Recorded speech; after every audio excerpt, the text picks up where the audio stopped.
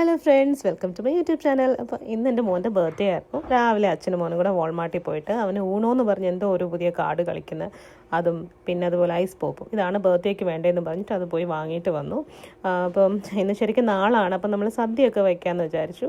അവൻ്റെ അടുത്ത് കുഞ്ഞു കൺമണി കിടന്ന് ഉറങ്ങുന്നുണ്ട് കേട്ടോ. അപ്പോൾ നമ്മൾ സദ്യ അമ്മമാരുള്ളത് എപ്പോഴും ഒരു ബോണസാണല്ലോ. അമ്മമാർ എന്താ പറയുക, നമുക്കിങ്ങനെ ഒരു പവർ പാക്കായിട്ട് ഇങ്ങനെ നിൽക്കുമ്പം ഭയങ്കര അടിപൊളി. അമ്മ ആണെങ്കിൽ രാവിലെ എണീറ്റ് എനിക്കൊന്നും അറിയണ്ടായിരുന്നു, ഞാൻ ഒന്നും ചെയ്തിട്ടില്ല, പപ്പടം പോലും കാച്ചിട്ടില്ല.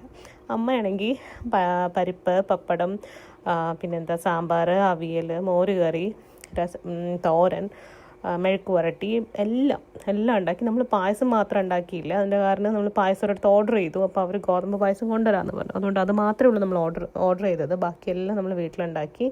ഇഞ്ചിക്കറിയൊക്കെ 2 ടൈപ്പ് ഉണ്ടാക്കി. ഒന്ന് തൃശ്ശൂർ സ്റ്റൈലിൽ, ഹസ്ബൻഡിൻ്റെ വീട് തൃശ്ശൂരായതുകൊണ്ട് തൃശ്ശൂർ സ്റ്റൈലിൽ മധുരമുള്ള ഇഞ്ചിക്കറി, പക്ഷേ എനിക്കും അതാട്ടോ ഇഷ്ടം. പിന്നെ മധുരം ഇല്ലാതെ ഞങ്ങളുടെ ഭാഗത്ത് വയ്ക്കും. അങ്ങനെ അതൊക്കെ കൂട്ടി അടിപൊളി ഒരു സദ്യ. എനിക്ക് ഈ പായസത്തിൽ നിന്ന് അണ്ടിപ്പരിപ്പ് മുന്തിരിങ്ങയൊക്കെ പറക്കി അടുത്തിരിക്കുന്ന പാത്രത്തിൽ ഇടുന്ന ഒരു ഹോബിയുണ്ട്. കാരണം എനിക്കതൊന്നും ഇഷ്ടമല്ല.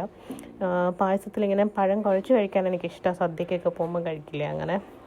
സദ്യയുടെ ഇലയിൽ പായസവും പഴവും ഒക്കെ മിക്സ് ചെയ്ത് കഴിക്കുമ്പം കഴിച്ച് ചോറിൻ്റെ കറികളുടെയൊക്കെ ഒരു ടേസ്റ്റും ഒക്കെ അതിൽ നിൽക്കുമ്പോൾ എരിവും പുളിയും അങ്ങനെ എല്ലാം കൂടെ മിക്സ് ചെയ്ത് കഴിക്കുമ്പോൾ ഒരു പ്രത്യേക ടേസ്റ്റ്.